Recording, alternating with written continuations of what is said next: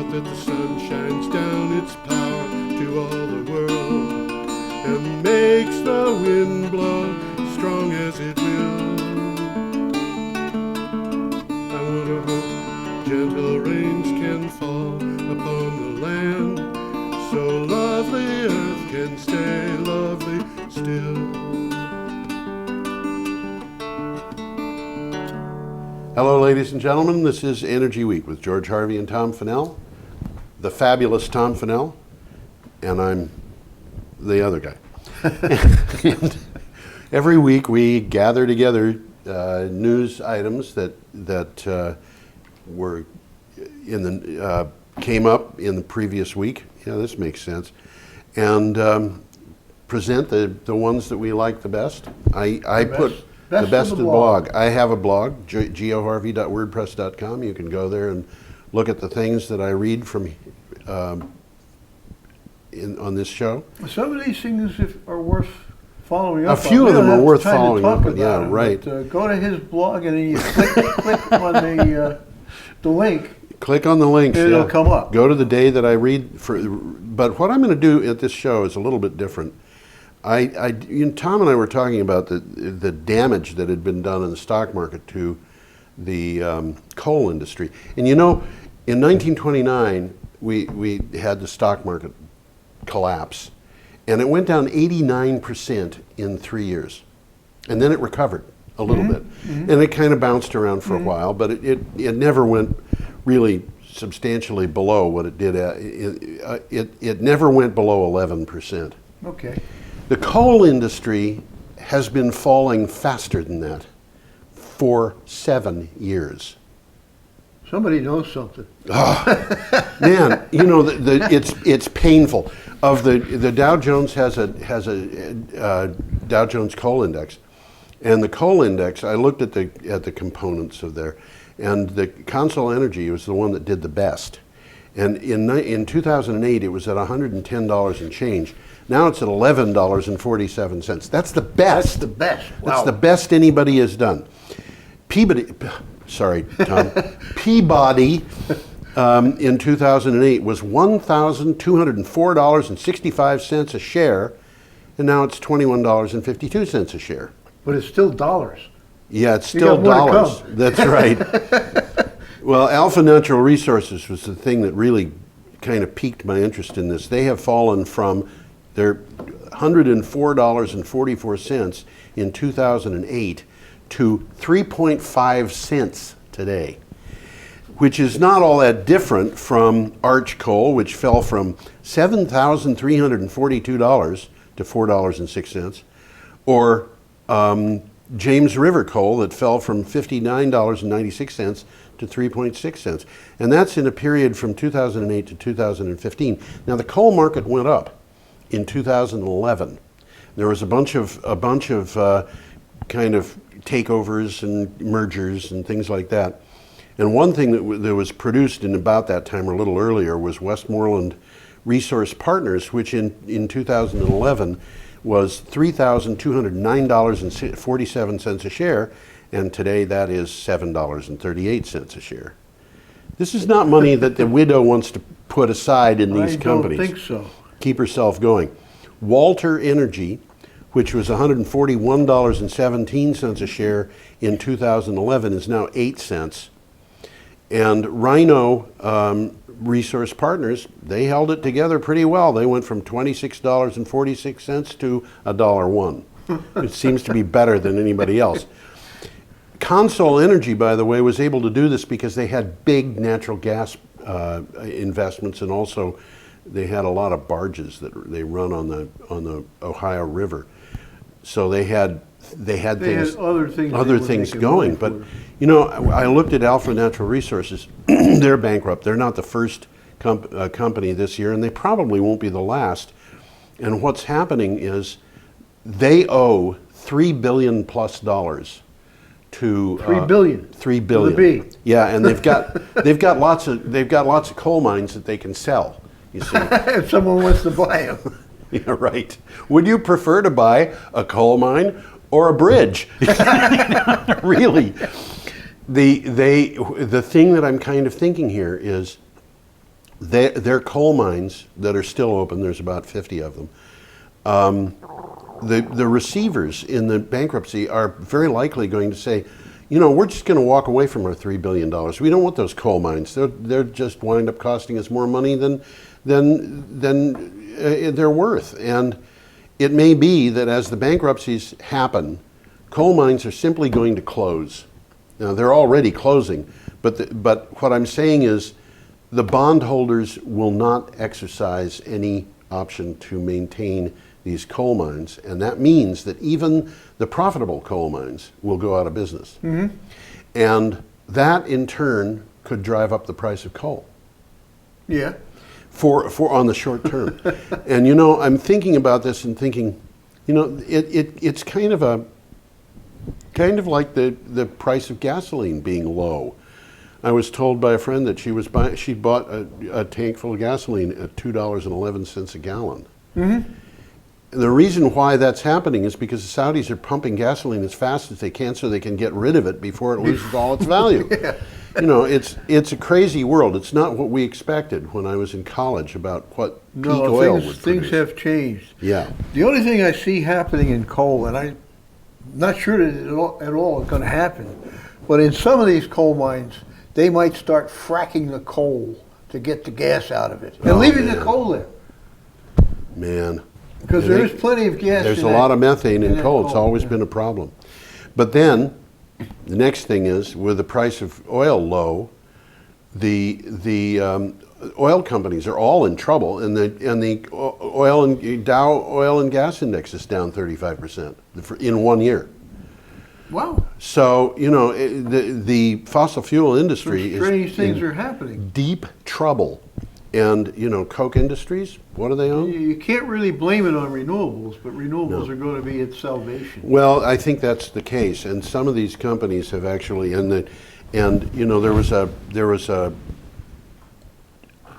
there's talk about opposition to the clean power plan, and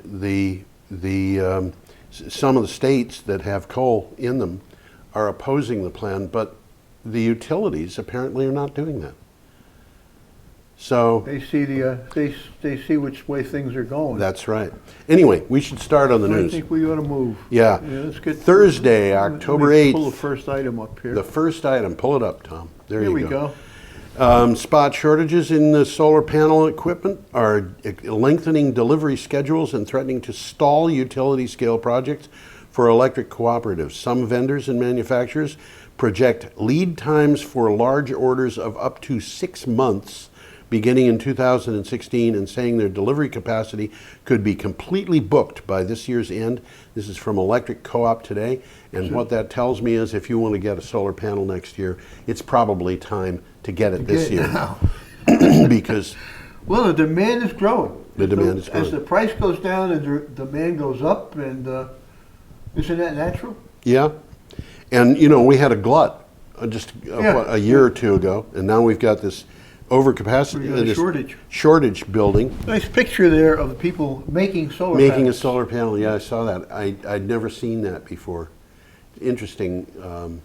Yeah, looks like just any other industrial thing. Well, this is only going to be a blip because as investors see the opportunity, they're going to start investing in more plants. Oh, sure.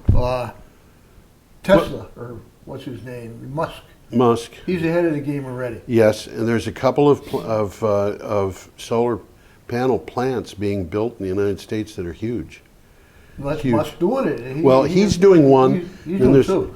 He's doing two. One in Buffalo and one out in Arizona. Yeah, it may be that both of the ones I'm thinking of were his. I knew one of them was. And they're huge. I mean, they're a mile long. They are big. That's right. They're like the gigafactory building batteries. Our next item is from Clean Technica. Scotland has reached and surpassed its goal of generating 500 megawatts of locally and community-owned renewable energy 5 years early.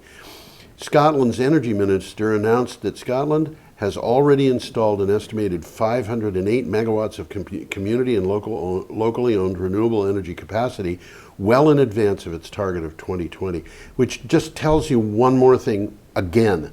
And that is, this stuff goes in fast. Yeah, it does. It does. Unlike coal, unlike natural Yeah. gas even, and Yeah. certainly unlike nuclear, it goes in fast. It goes in rapidly. Yep. Yes, that is correct. And I mean, that- you can put in a good solar system over a weekend. Yeah, It's a small one, but Yeah. you know, yeah, and it doesn't take you long to put in an acre of solar panels either. that's right. Okay. BBC sent us this thing express. Volkswagen's U.S. boss has admitted he was aware early last year of emissions cheating affecting millions of company vehicles. He said he was told about a, quote, possible emissions non-compliance, end quote, in the spring of 2014. The revelation is in testimony due to be presented to a committee of the United States House of Representatives. And I don't know what to say Nice about pink that. VW, by the way. Yeah. What would you do if you had somebody come up to you and say, hey, boss, we got a possible problem here with a possible emissions non-compliance? I'd say, Well, I'm not sure that I heard what I think I heard, but I think he just stepped down and announced it had nothing to do with the scandal. okay, yeah. Yeah, this is the American guy. Yes. Yeah. This is a boss of VW in the United States. Well, there's more to come here. More to come. and This it's is not gonna this be- is not going to unravel It's not going to be fun overnight. if you got stock in Volkswagen. Well, if I had stock in Volkswagen, I would sell it immediately, and if it goes too up, late. say, keeping it, it's going to be too Gonna later. be even later. Yeah, Yeah, for because I honestly think that it's possible that their legal problems are going to cost them more than their company is worth.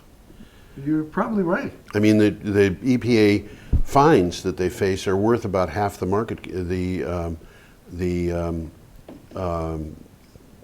market capitalization of the company. Well, the tip of the iceberg is going to be the class action suits. And they're just putting them together. Yeah, and the 5% of the cars that they sold are being brought against them by the EPA for half of their market value. Wow. And so, what's going to happen with the other 95%? You know, we're going to see. I think We'll talk about that a little later. won't Yeah, we? I think that VW is going to be an international company that's owned by international governments. Okay, Sacramento Bee. While the production of fossil fuels drops in the United States, drops, solar and wind power are skyrocketing as technology and cheaper financing drive down costs. The federal government expects a surge in renewable energy in the coming year, just as America's fracking boom is starting to falter and crude oil production declines. Nice picture there Wow. of Ivanpah. We've talked about that numerous times. I always call it Ivanpah. Ivanpah, Ivanpah. Ivanpah. It depends on whether you're talking Russian or English. You know. or French. Whatever. Yeah. In any case, this is interesting because it's been taken from one of the towers. Oh. This picture. Oh, and You the know guy that? who took the picture wasn't fried. I don't think he was. No, I think somehow. Yeah. And then you can see in the background a second one because there's two there. Yes. Way in the back. Way in the background. Near these, the top These of the things are picture. huge. There's they're big. 300,000 computer-controlled mirrors 300,000. in this one, and probably another who 300,000 counted them in all? the other. Huh? Who counted them I all? did. Ah, Yeah. by golly, you're a fast counter.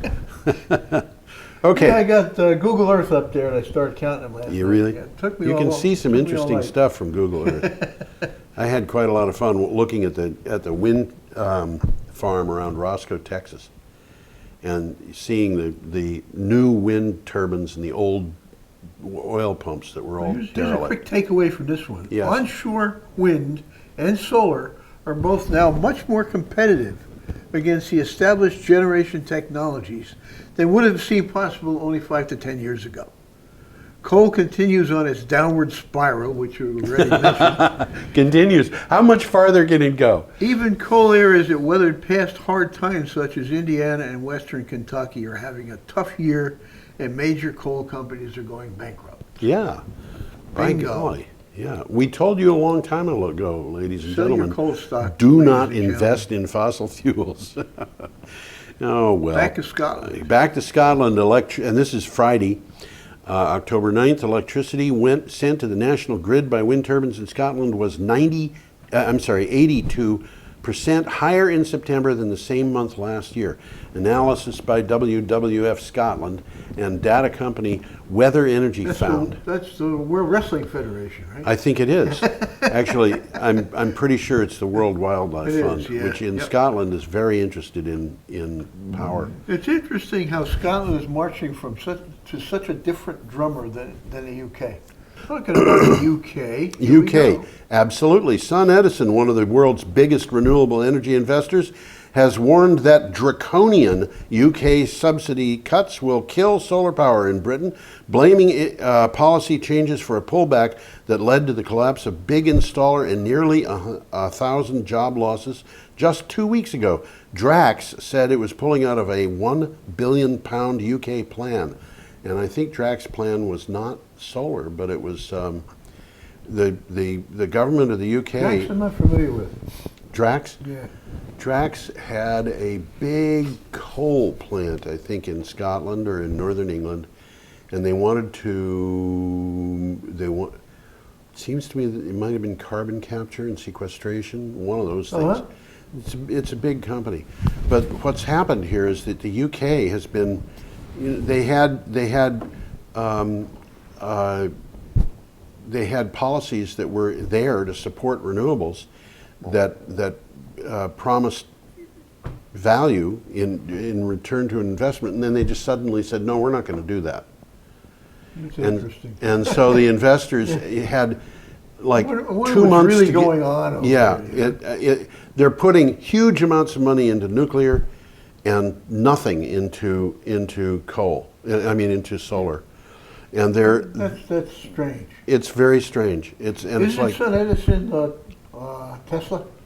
SunEdison is, I think, related to That's, Tesla. by the yeah. way, if you're wondering, that's David Cameron, the Prime Minister up there. Yeah, well, I don't trust him. If he came to my door and he's said, got competition popping up. There's Yeah, a he guy does. showed up over there named Corbyn, yes, and he's to the left of Bernie Sanders, and yes. he's getting a lot of support in England. Well, I think Bernie Sanders is kind of moderate. He's a lot more moderate than he pretends to be. He's a lot more moderate than any of the Republicans, I think. That's for sure. Anyway, okay, we should probably continue. I here. ran into a paywall problem. On this next one, SolarServer.com? No, for this guy here. Oh, the Financial I Times. wasn't able to get very much information at all. About the draconian Yeah. UK subsidy? Well, that's probably because the UK has put a block on any policy news so that Well, nobody I will could have know what's gotten it. happening. They just wanted money. They wanted money. They Wanted me wanted money to give Wanted me to. to subscribe. Yeah, they want to support the Hinkley C nuclear power plant with your money. Okay, SolarServer.com, America's reliance on renewable sources of energy has reached historic levels and is poised to make even greater gains in the near future, according to a report from Natural Resources Defense Council. The report found that the energy sector carbon pollution was lower last year than in 1996, down 10% reduction in the past decade. So there's some big changes happening in American energy. Yes, Very, very, very definitely big. yes. And they're being driven more by economics than anything else. Surprise, surprise. Yeah. Yeah. Okay, continue. Continue. We are up to Saturday, October 10th, and we Back got into California. found this from Grist. California Governor Jerry Brown signed Bill AB 693, which designates $100 million to solar installations in the low-income communities. That was the interesting part of it was. Low-income The communities? low-income part. Yeah, well, that's what it was all about. Yeah. The bill should assist installations in 215,000 multifamily housing units. Low-income families using solar will also be eligible for credits toward utility costs. That sounds... Well, there's a takeaway here, just right off the website. An Yep. important part of all the talk around renewable energy is how we can make it accessible to everyone, not just the fortunate few. Well, yeah, and it's got to that point. And one of these days we should sit down and talk about what grid parity means, Yeah. because it means different things to different people. Well, basically, it means it's getting to the price where it's affordable. Yeah, what it that's means, right. you know, Except in simply Vermont, speaking. we've long We've had grid parity for a couple of years for For a long solar, time for yeah. people on their own roofs. But utility scale solar, which is less expensive per kilowatt hour, is taking longer to get to grid parity because when people buy panels and put them on their roofs, the comparison is between their retail costs Yeah, and wholesale. and the. Yeah, yeah. But when the grid is doing it, it's a comparison of wholesale to wholesale, and so the price of solar has to go down lower. Has to go down to meat, yeah. the Yeah, that's wholesale right. price. So, we're sitting here saying, well, wait a minute. We can save money going to solar now. Why is it that the Yeah. big companies are having such trouble? Yeah, but that's it. It's retail versus wholesale. Yeah, and of course, It's hard to get a handle around that. really. it is, yeah. Okay, should we go on? Yeah, let's go see Good. a little picture here of Al Gore. Al Gore. Yeah. New York may be giving California a run for its money as the most progressive state at transforming the electric grid. Governor Andrew Cuomo announced new goals, increasing the state's commitment to clean energy. Topping the list is a target to install solar arrays on 150,000 additional homes and businesses by 2020. Sounds like California, doesn't it? It's California on the East Coast. Or maybe California's New York on the West Coast. I don't know. Well, it's interesting. He banned fracking in New York State, so he's got to do something. Yeah, well, and also he wants to close down the nuclear plant on the Hudson River, the Indian Point plant. And then, of course, there's other plants in New York that are not running at a profit. So the utilities. Up around Rochester. That's right. We talked about that. Yeah, we have. So, it's one of those things. The times they are changing. They are indeed. Okay, from CNews Renewables, we learned the U.S. will add 11 gigawatts of utility-scale solar power plants in 2015 and 2016, doubling the cumulative capacity in that segment. The U.S. Energy Information Administration projects this. California, North Carolina, and Nevada will get 70% of the expected new solar capacity. About 4.4 gigawatts will be deployed in California alone. I'm looking at that map there, or that graph. It's pretty interesting. Yeah. And that shows, Well, it shows solar has doubled, but Yes. it's also showing the growth in wind. yes, It may not have doubled, but it's significant. It's the Well- biggest item on there now. yes, right. And wind power has been growing, and it's still growing fast, not as fast as solar. But if solar is growing at 100% and wind is growing at 50%, wind is adding capacity faster if solar is only 1% and wind is 10%. Yeah. If you see what I mean, because it means that next year solar would be 2% and wind would be 15%. Well, there's going to be a lot of changes year to year in this mix here. but Absolutely. It's all moving toward renewables. It is, And indeed. I've said it here before. I mean, it's not going to be very long where people are going to look back at this time and said, they used to pay for their fuel. Well, it's interesting to see that renewables are going in about twice as fast as natural gas Yeah. in the And we're United going to States run out this of year. natural gas because it's a bubble. Yeah, and And the we will natural run gas. out, but I mean, Yeah. the real cheap natural gas is going to be a thing of the past. Yeah, and the amount of coal capacity added this year so far is smaller, nationwide, is smaller than the amount that we're going to have in solar power on the landfill in Brattleboro. That's interesting.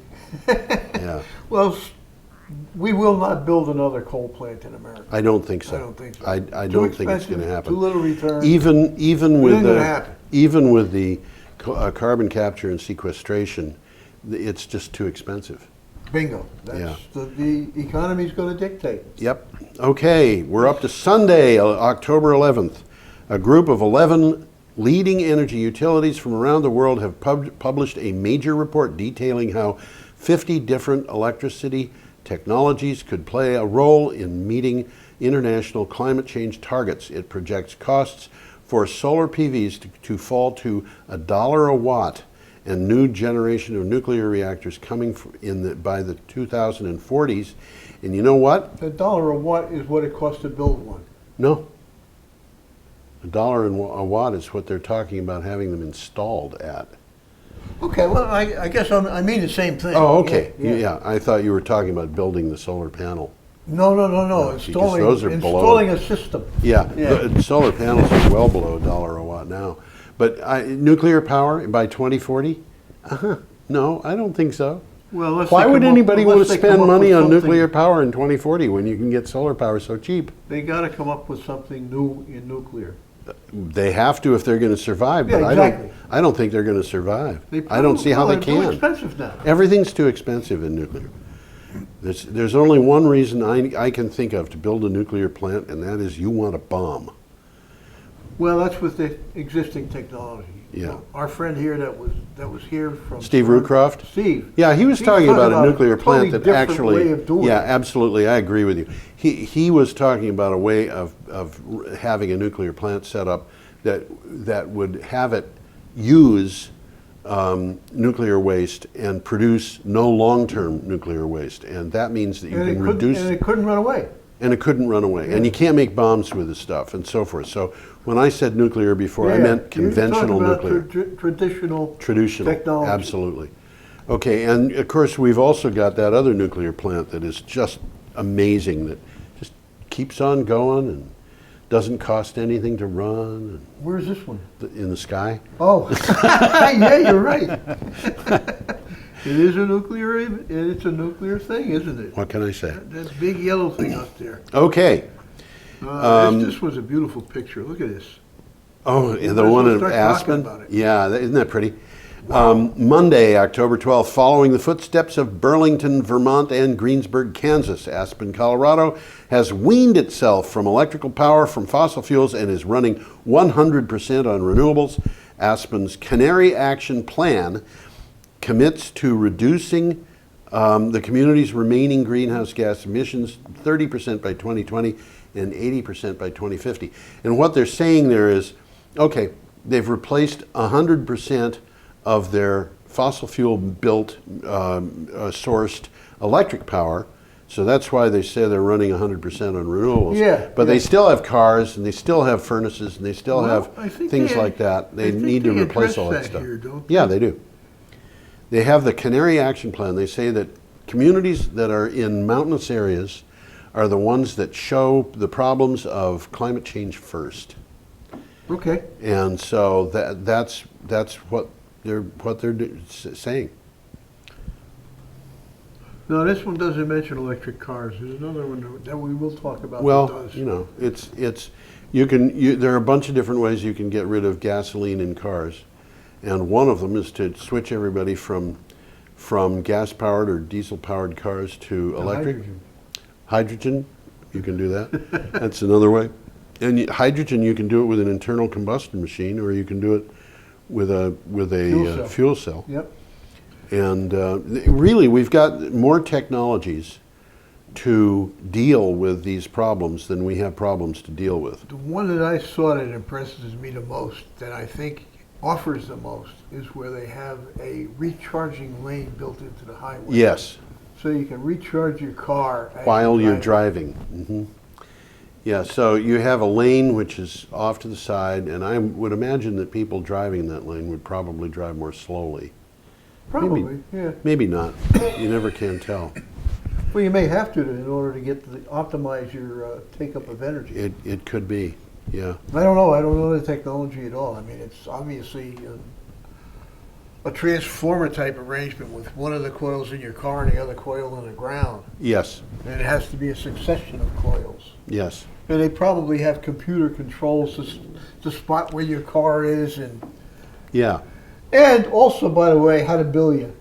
Not a billion. Right. It ain't gonna happen unless somebody's gonna make some money on it. Well, you never can tell. You know, it might be that it'll all get all get included Before we in leave, the. I'm gonna bring this picture up. Oh, do again. that, It's- yes. It's I just can't believe this picture of Aspen. I've Aspen? never skied Aspen, but wow, what a mountain! Look at Yeah, that I thing. know. It looks scary to me. Ah, I mean, literally, it looks scary to me. I'm not a skier. I have skied once, and I was about 15 years old. I haven't skied a long time, and I couldn't do that anymore. I'm sure. Wow, I'm just impressed.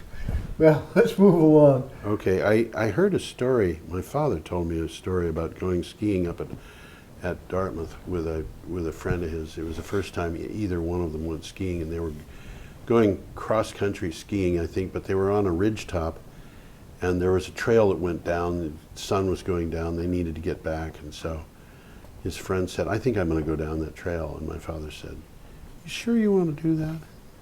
I'm going to wait here and see, you know." And after a couple of minutes, he heard, "Whoa!" There was a little jump down there. His friend was not exactly prepared for it. Didn't get hurt. Okay, MI Biz. For every dollar spent on energy efficiency last year, Michigan ratepayers realized benefits of $4.38. That's a nifty return. It certainly is. A report from Michigan Public Service Commissions. This is not from, you know, Mo, Larry, and Curly. This is the Michigan Public Service Commission. Between 2010 and 2014, the overall cost of the state's energy optimization program has been $1.1 billion, but the lifetime savings of all ratepayers will be $4.2 billion. And of course, if you try to do the math in there, you might say, wait a minute, that's not $4.38 on a dollar, but the $4.38 on the dollar was last year, and the Okay. 1.1 to 4.2 was previous years. I'm not familiar with this program, and as a quick takeaway here, it requires providers of electricity, the utilities, Yeah. to spend 1% of their retail sales and 3/4% of retail natural gas sales to eliminate energy waste. How about So it's that? about conservation. It's about conservation, and it just saves The money like savings mad. created last year were the highest during the life of the program. Yep. Yep. And this is a takeaway too. The program has proven cost effective, as it is in the crosshairs this year of Republican lawmakers who want to eventually see the standard eliminated. Of course. You know, how in the world can you allow a thing like that to happen? It means that you won't be doing business. I can believe it. But I can believe I it, don't but wanna I believe got to it. tell you, it comes to insanity, I think. Okay, from Energy Matters, every house in Canberra's newest suburb will have solar panels installed. Denman Prospect, will be Australia's first suburb to have a minimum requirement for solar power installation. So this is mandatory. This is, I think the Yeah, developer is doing it. yeah, it is, right, the developers do it. With each house having a minimum 3 kilowatt system. Each system is expected to generate approximately 4,146 kilowatts annually. Well, you can live on 3 kilowatts. You can live on a good deal less. I have Yeah, a friend who yeah. is living on 125 watts of solar. Well, that's a little bit extreme. Well, it's called But off-grid 3 living. kilowatts is going to take care of almost everything a normal home is going to use. Depends on the size of the family, Yeah, of course, yeah, and whether yeah. or not you're running your own dryer. But you know, Yeah. Well, you get a gas powered dryer. you get a gas-powered dryer, and then your electricity doesn't count. Yeah, this is 3 kilowatts. A lot of it depends on the family, but a lot depends on the environment. And you know your own family's preferences. You know, Yes. you want to leave the lights on all the time. 3 kilowatts is going to do it. Yeah, well, that's one of the things. You know, I know a person whose power is 100% from the sun, and she has a big system, and she's got batteries that will keep her going for a long time, and she objects when somebody leaves the refrigerator door open on a sunny winter day because it's wasting electricity, which of course costs her nothing, and is not, you know, fossil fuel related. It does, I suppose, reduce the lifetime of the battery slightly. I don't know. Maybe during the daytime, during the sunny day, it won't even do that because the thing is charging. Okay. It's just a mindset, really. It's a mindset, that's right. There it is. Tuesday, October 13th, from Clean Technica. This is distressing. Pennsylvania has seen a jump from 100 natural gas fracking wells in 2006 to 8,000 wells today. A study from Johns Hopkins University suggests that the industry's growth has come at a high price for local residents, especially expectant mothers. Along with increases in fracking have come increases in high-risk pregnancy and premature birth. Now that's the scary part. And you know, the numbers that they're talking about are not insignificant. No, This is they're a not. 30% increase. They're big numbers. These are big numbers. So, you know, you're talking about a lot of babies being born early, a lot of babies being born late, a lot of other problems. And this is I looked into the report, and it's kind of hard to follow. But it basically, you know, they were saying there are certain kinds of problems that we didn't see appear, and there's other kinds of problems that we did. And all I've got to say about this is this whole thing of fracking is a real reason to say no to natural gas altogether. Yeah. Fracking is. It's bad. It's not really good. bad. It's not good at all anywhere. Yeah, you know. absolutely. There's all sorts of second-order consequences that we kind of forget about. Right. That picture there is an aerial view of a fracking well. Yes. Not that it really matters. I'll try to pull it a little bit back in here so you can see it. There are some places in the United States where as much as 30% of the gas that comes out of those wells Is lost. into Yeah. the environment. Which doesn't make sense at all. No, no. It's methane going into the atmosphere, which Yeah, is worse it's, than CO2. it's really bad. It's really bad.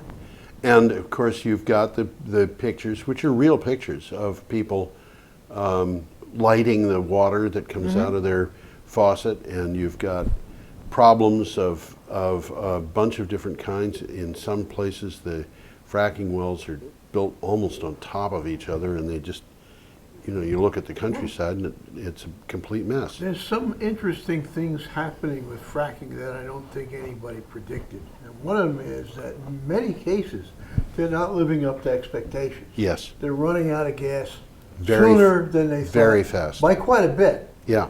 And we mentioned this is about Pennsylvania, and already there's people in Pennsylvania complaining that, you know, 10 years ago this city slicker promised us 10 grand a month if we let him drill, and he went and ruined the back 40, and now he's walking away, he's not paying us anymore. That's right. You know, this is happening too.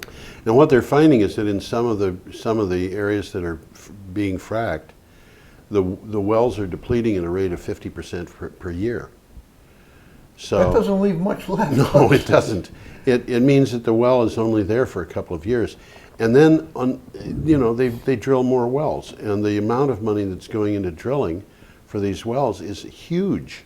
Well, that's another problem, because a lot of it's borrowed money, Yes. because they're expecting a rapid return. Don't loan money to frackers. Don't. And with the price of oil going down and the price of Gas. fracked oil and fracked gas going Yep. down, Yep. they can't recover the cost of drilling the wells. Right. And they can't repay their loans. Right. And this is And one of this the is going to be a big problem. It's going to be a problem, and it's one of the reasons why the fracking companies are all penny stocks now. Yeah. It's because the big companies like BP and Shell, have largely just walked out of the market and sold their assets to other people who bought the assets cheap and can go to the market and say, look, we got something that's really valuable, according to last year's estimate from the big company that just said we don't want this anymore. And so it makes it look like they've got a huge potential, when in fact you wanted to know what happened to Curly, Moe, and Larry in that previous report. Here they are. Okay. Moving right along here. Thank you so much for getting me out of that one. Okay. Well, where's the rest of my... I don't know. Should I just go ahead There and you was a can look for problem it? reading this document. Okay. Huh. You want to try again? I'll just read this because Well, I can read this. part of this, but I Ah. don't have the rest of it. Okay. Europe's climate change chief says he is astonished at the positive progress by governments toward a global deal on CO2, saying that even 6 months ago he would not have believed such commitments would appear. He warned, however, that the pledges have not yet reached the level needed to prevent potentially dangerous warming. That's not helpful. You keep talking. I keep talking. I'm going to try and fix this. If you can't fix that, well, what he's saying here is that, you know, we've got this thing coming up in December, which is just around the corner now, where the UN has been pushing the governments of the world to come up with commitments to reduce their CO2 emissions. And the prognosis was pretty bad a year ago. I mean, it looked like nobody was really cooperating. But the various countries, and I think to tell you the truth, I think the thing that really got the ball rolling on this was the deal that Obama made with the president of China. And that was an interesting deal because the naysayers in Washington were saying President Obama has made promises that we're going to do something, and the Chinese have made promises that they are going to deliver in 2035, and they don't have to do anything until then. And it turned out that I honestly think that if the Chinese were being disingenuous, it was because they knew that they'd already met the goals that they were promising to meet. They probably were. Yeah. So, Tom, it looks like you just don't have it there. Well, I got a backup copy. I'm trying to Oh, open up good. here, Okay. So let's see what well, happens. should I go on to the next Keep thing? talking, because We only have 4 things left. here we go. You we got it. got something up. You okay? We may have lost some of the formatting because it's in a different format. Okay. Well, is there something on that article? There wasn't much on that article to begin with. Well, let's go to the next one. It's from Renewable Economy, and it's about Australia. It's the last item on Tuesday, October 13th. Well, let's see. I got the old article, and you've talked about it enough. There wasn't much on that article. Let's pull the next one up. Renewable Economy. Australia's energy markets one are I on the can't- cusp of rapid change, and it's not just the prospect of individuals quitting the grid that represents the biggest challenge to the industry incumbents. It's the possibility that whole towns and communities will defect. The creation of microgrids is seen by many as an obvious community-based solution. And there you have it, folks. That's a picture of a microgrid. Microgrids. Is it one microgrid or more than one? In this particular case, it's one microgrid, Which has all kinds of stuff. got everything in there. Yeah, there you go. We got a beefy community microgrid. storage, PV in a home, Yeah. wind. Yep. Another kind of home. It's got cogeneration. It's got electric cars. It pulls them all together.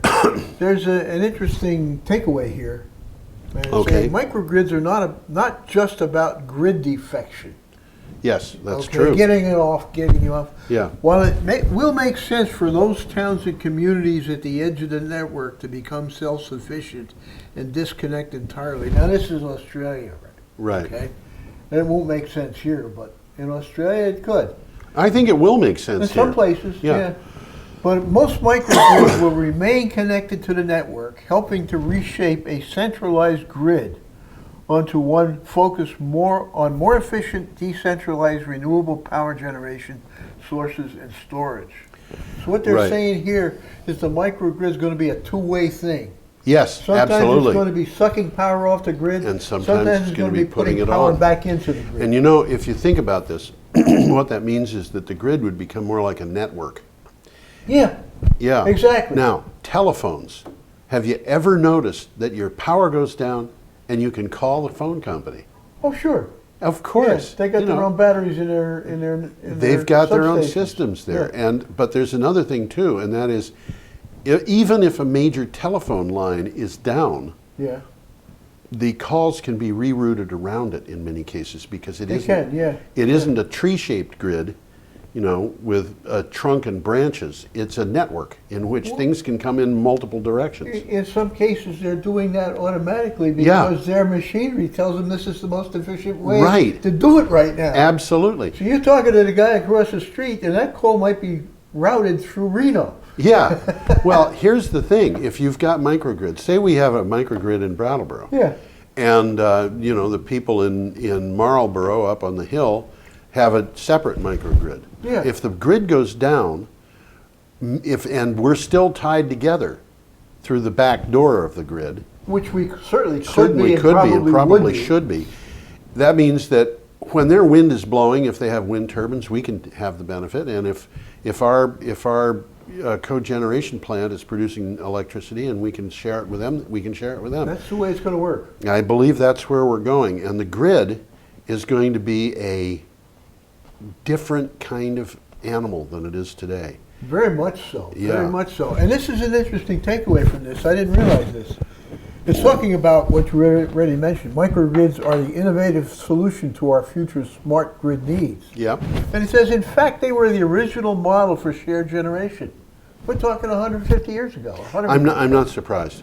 But, like electric vehicles, they were swept aside by the push to big centralized fossil fuel generation. Absolutely. transmission. You've got to They were. be able to make a huge amount of money on practically nothing.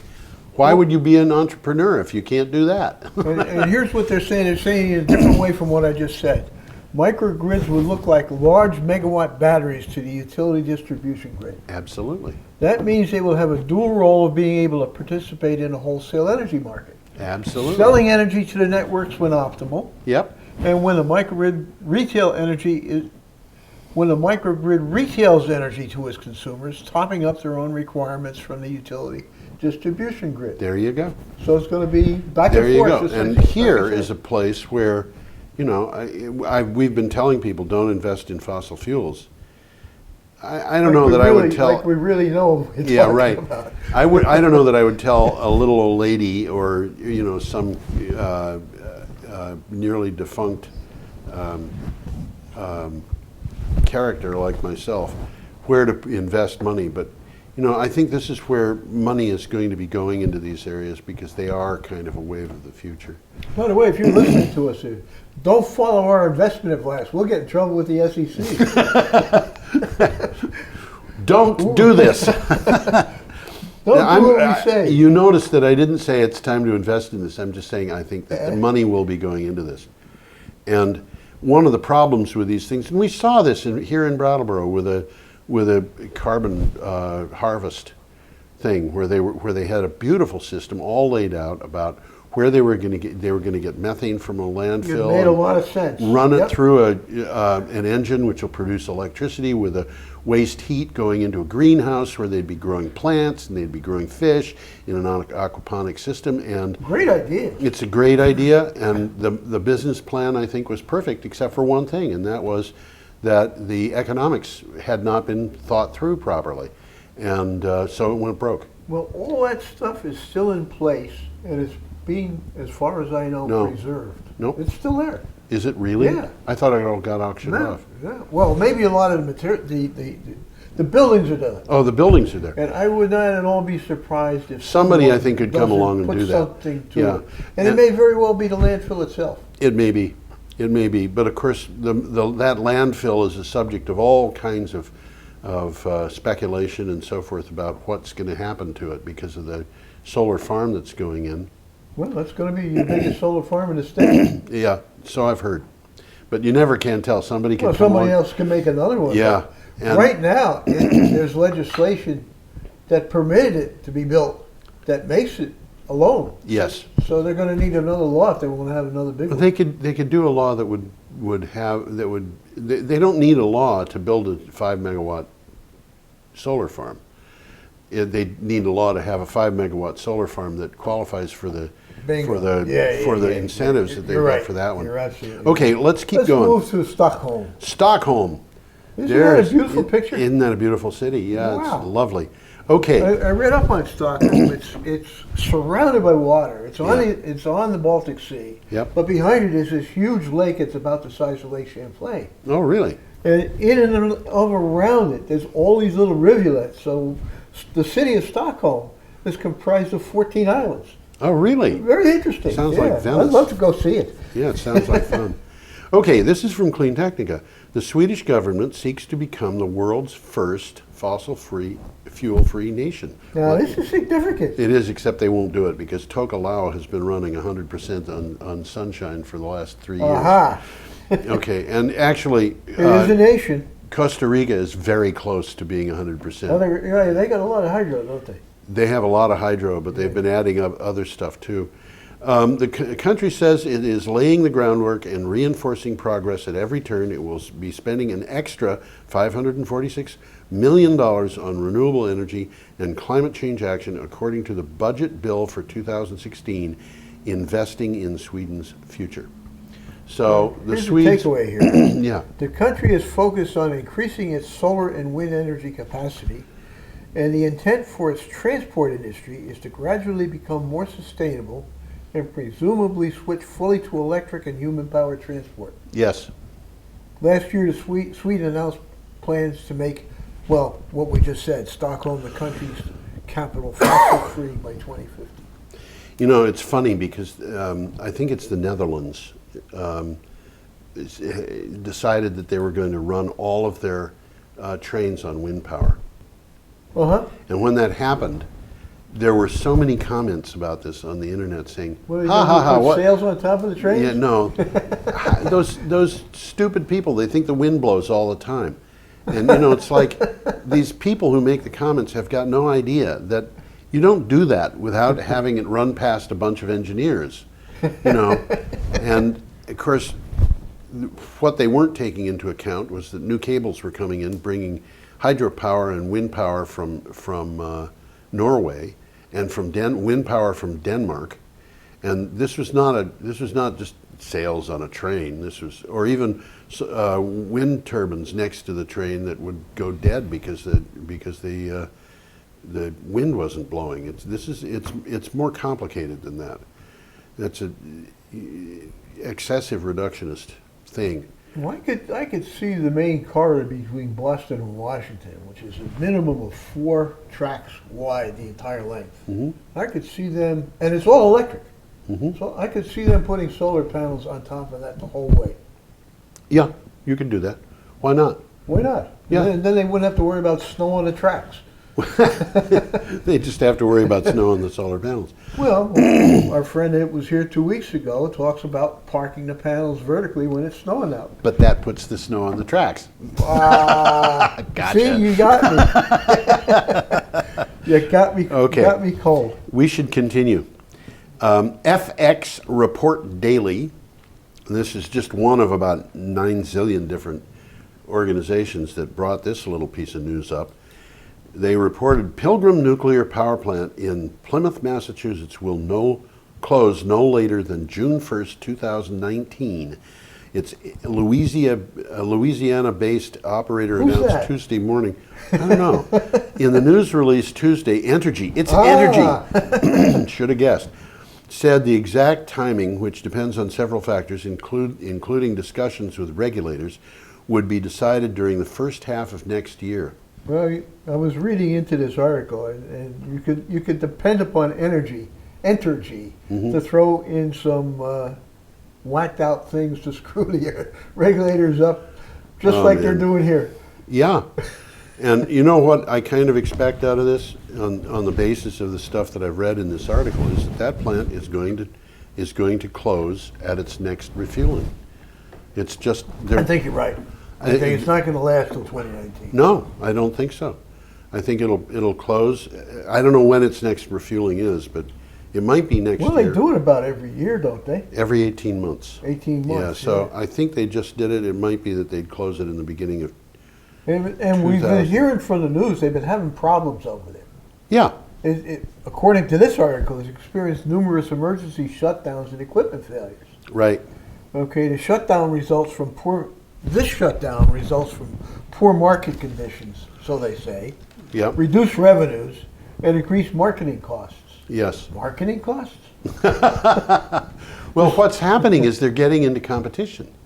Yeah, they So- can't sell their electricity. They can't sell their electricity. They And- tried to sell it to Vermont, and it wasn't cheap enough. Yeah, you know, this is an interesting thing. Entergy was saying to Vermont, we're going to sell this power to you at a price you can't refuse. And they refused. And it was not because the state was unwilling to go with nuclear power. They got it cheaper from They got Quebec. power cheaper from Quebec. And, you know, Entergy was saying, well, you've been buying it at 3.5 cents. We'll give you half as much power, but we'll do it at 6.5 cents. And we'll sell you whatever is the difference is, at market rates. And, market rates could be 5 times that Yeah, amount. market rates can be high. It can be high. And so the state just said, "Oh, we'll buy from Hydro-Quebec. They're going to sell it to us as at 6 cents instead of 6.5, and they will sell us as much as we want."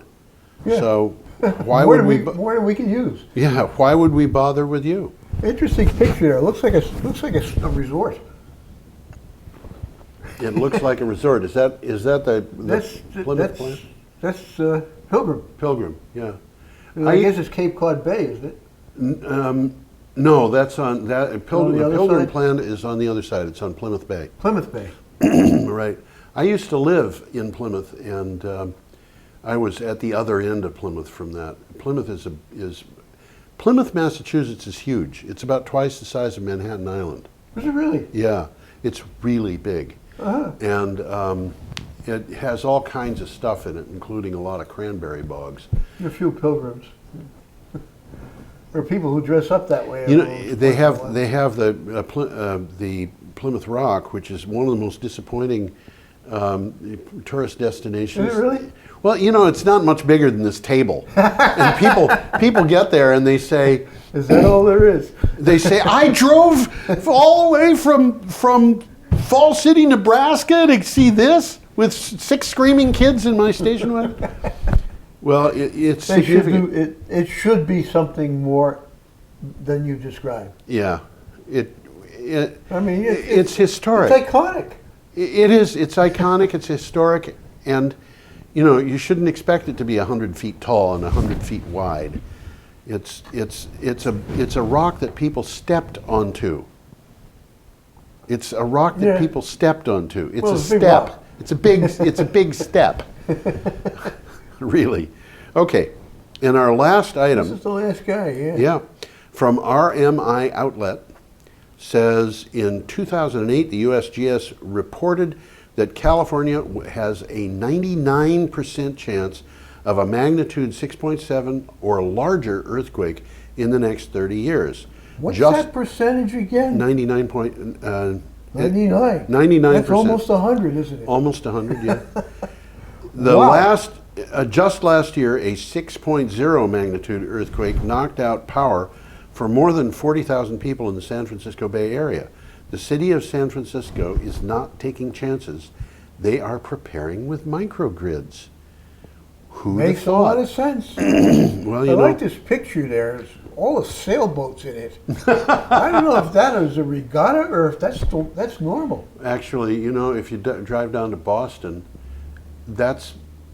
You'll see that many sailboats out there? in the Charles River, Yeah. which is a whole lot Smaller than that. Yeah. But yeah, it is kind of cool. I like that picture. The Golden Gate Bridge. What color is the Golden Gate Bridge? Is it golden? Well, it is. It's that color. It's Whatever you call that color. It's iron oxide. It's iron oxide colored. That's right. And iron oxide, I don't know. Maybe they could cover it with Let's iron see if pyrite. there's a takeaway here. 2015. That's this year. Yeah. The city received funding from the U.S. Department of Energy's Solar Market Pathways program, which I know nothing about, to integrate solar and energy storage into San Francisco's emergency response plans. That's what this is all about, isn't it? Yeah. It's emergency response. The goal is to develop more resilient buildings to support vulnerable populations in the face of natural disasters such as an earthquake. Which is And they something. know they're going to have an earthquake. Yeah, and we should be doing that in every community in the United States. Relying on clean energy and storage and providing power to critical care facilities in the case of an outage. Microgrid, all over again. All over again. Yeah. But there isn't any reason why 35 years from now, these microgrids shouldn't be in every house, every apartment building, every building that has electricity A connected. network of microgrids. A network of Yeah. microgrids. And it's going to happen, because it just I think makes it's sense. going to happen because it makes sense. Have a nice week, everybody. We're through here. We're aren't we? through, and so we'll say goodbye. To all the world, and makes the wind blow strong as it will. I wonder how gentle rains can fall upon the land, so lovely earth can stay lovely still.